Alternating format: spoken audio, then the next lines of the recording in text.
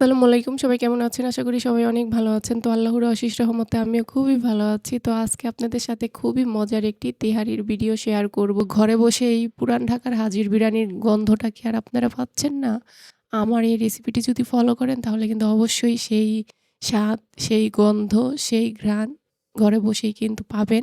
এই হাজির বিরিয়ানির স্টাইলে কিন্তু আমি এই তেহারিটা রান্না করব। তো আপনারা যদি এই হাজির বিরিয়ানির স্টাইলে এই সুন্দর ঘ্রাণ, সুস্বাদু ঘ্রাণওয়ালা তেহারিটা খেতে চান তাহলে আমার এই ভিডিওটা অবশ্যই ফলো করবেন। তো আমি তেহারি রান্না করার জন্য চুলায় প্রেশার কুকার বসিয়ে দিয়েছি, তেল দিয়ে দিয়েছি, এখন পেঁয়াজ দিয়ে দিয়েছি। পেঁয়াজগুলা ব্রেস্তা করে নিতে হবে। আর একদম সেই স্বাদ, সেই ঘ্রাণ ঘরে বসেই কিন্তু পাবেন এই তেহারিটা যদি আমার এই ভিডিওটা ফলো করে রান্না করেন। তো পেঁয়াজগুলা কিন্তু একদম ব্রেস্তা হয়ে গেছে। এখানে আমি তেহারি রান্না করার জন্য একদম ছোট, ছোট টুকরা করে মাংস কেটে নিয়েছি। তো মাংসগুলা দিয়ে দিব। তো আর ঘরে থাকা উপকরণ দিয়েই কিন্তু এই তেহারিটা রান্না করব।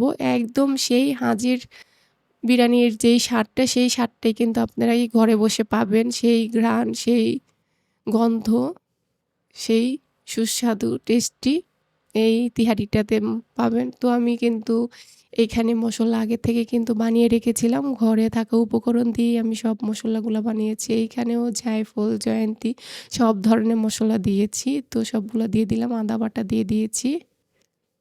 তো আদা রসুন বাটা একটু বেশি করে দিয়ে দিতে হবে। স্বাদ মতো লবণ দিয়ে দিয়েছি। টেস্টিং সলও কিন্তু দিয়ে দিয়েছিলাম আর টক দইটাও দিয়ে দিয়েছি। ঘরে বানানো টক দই। আমি দুধ দিয়ে তারপরে আমি ঘরে বসে কিন্তু টক দইটা বানিয়েছিলাম। তো এখন মাংসটা একদম ভালো করে কষিয়ে নিতে হবে।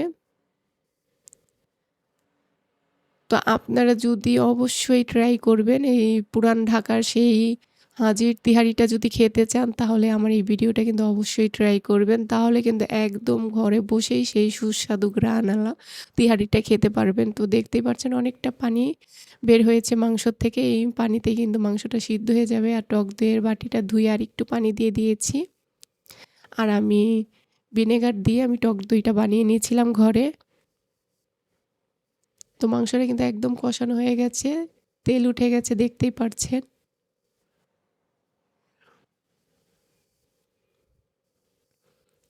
তো এভাবে করে ভালো করে মাংসটা কষিয়ে তারপরে আমি এই যে ধুয়ে রাখা চালগুলি দিয়ে দেবো। চালগুলা কিন্তু আগে থেকে ধুয়ে ভিজিয়ে রেখেছিলাম। তো পানিতে ভিজিয়ে কিছু আধা ঘন্টার মতন রাখবেন। তাহলে কিন্তু একদম তেহারিটা খুব সুন্দর ঝরঝরে হবে আর চালটা কিন্তু একদম আস্ত, আস্ত হবে, গলে যাবে না। যে হাজির যেই তেহারিটা রান্না করে ঠিক সেই তেহারির স্টাইলেই আমি কিন্তু রান্না করছি।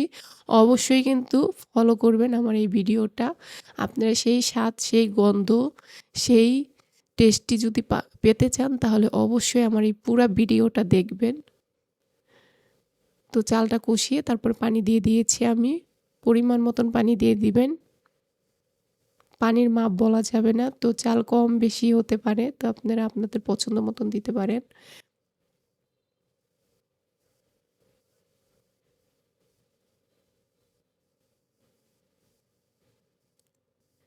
আমার গাছের কয়েকটা কৃষ্ণমরিচ দিয়ে দিয়েছি সিদ্ধ হওয়ার জন্য আর ঘি দিয়ে দিলাম। ঘরে থাকা উপকরণ দিয়েই কিন্তু এই হাজির তিহারিটা রান্না করেছি। আর খুবই সুস্বাদু হয়েছিল আর খুবই সুন্দর ঘ্রাণ হয়েছিল এই তিহারিটা। আর খেতে যেন কত ইয়ামি মনে হচ্ছে ঘরে বসে খাবেন, ভাববেন যেন আপনি হোটেলে বসে সেই হাজির বিরিয়ানি খাচ্ছেন, সেই তেহারির স্বাদটাই পাবেন।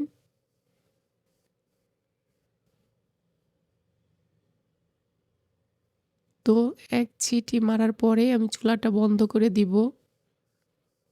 বেশি সময় লাগবে না, চুলাটা অফ করে দিয়েছি। তো দমে বসিয়ে রাখবো। ১ ঘন্টা পরে আমি যখন একদম হাওয়া চলে গেছে তখন আমি খুলে নিয়েছি। এই যে নাড়াচাড়া করে নিচ্ছি, দেখতেই পারছেন কত ঝটপট, কি সুন্দর সুস্বাদু আর কি সুন্দর ইয়ামি ইয়ামি একটি বিরিয়ানির রেসিপি আপনাদের সাথে শেয়ার করলাম। কত সুন্দর ঝরঝরে হয়েছে। এখন আমি প্লেটে সাজিয়ে নিব। একদম আস্ত আস্ত চালগুলা রয়েছে আর গলে গলে কিন্তু যায়নি। খুবই সুস্বাদু হয়েছে এই বিরিয়ানিটা। খেতে তো খুবই মজা হয়েছিল।